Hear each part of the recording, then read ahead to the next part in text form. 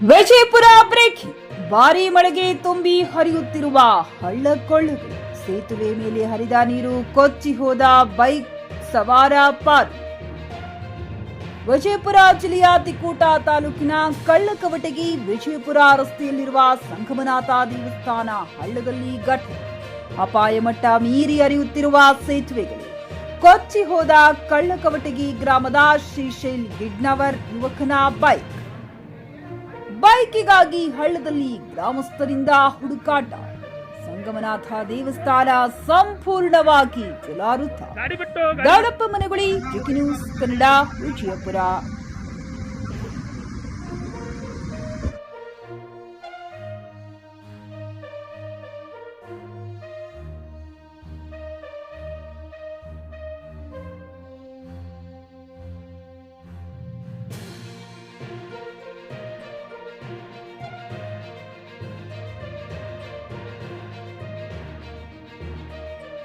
JK news Kannada, ಇದು ಭ್ರಷ್ಟರ ಪಾಲಿಗೆ ಸಿಂಹ ಸ್ವಪ್ನ.